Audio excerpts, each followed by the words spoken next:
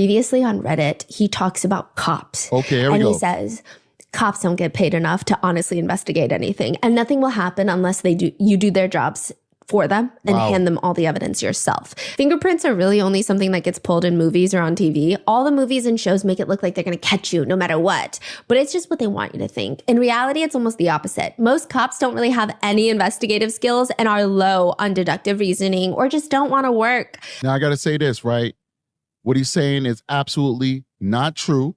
It's actually the opposite. We do very well at solving cases.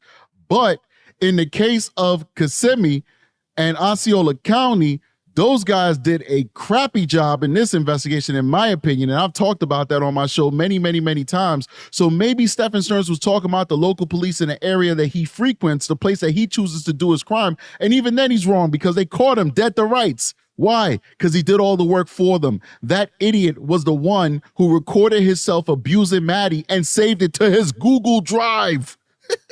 What an idiot. What a dummy. And then killed the little girl, dropped her off in a well-exposed area, and then made the most cockamamie excuse alibi as to what he did. So he supposedly had nothing to do with the murder of Madeline Soto. Come on, man. This guy pretty much did hand this case to police on a silver platter. But yeah, wow, this is interesting. I never saw this Reddit post. Let's keep going. That's what happens when agencies pay low and hire people with IQs that are low. It's not a job that attracts a lot of intelligent people.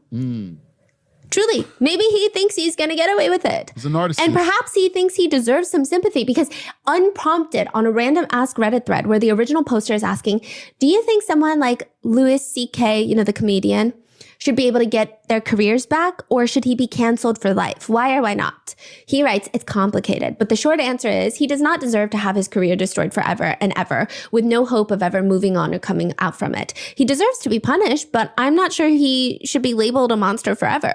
A person can do bad things or several bad things throughout their lives, but should it cancel out the good things they may have done too? Should it be permanent brands on their soul? A scarlet letter that they carry for life? He's talking about himself. He's projecting what he would like to see done to himself because he may not have known it at this point that he was going to take somebody's life, but he knew he had it in him. Those are always the type of people that's like, oh, nothing should be forever. Everybody should be able to get forgiven. Come on. Why? Because they know that they're fallible. They know that they constantly make mistakes. They know that they're always the type who's going to be asking for forgiveness. Hence, he thinks he might get away with what he did to Madeline Soto right now. People make mistakes, but depending on the severity, those mistakes shouldn't necessarily be held over their heads forever.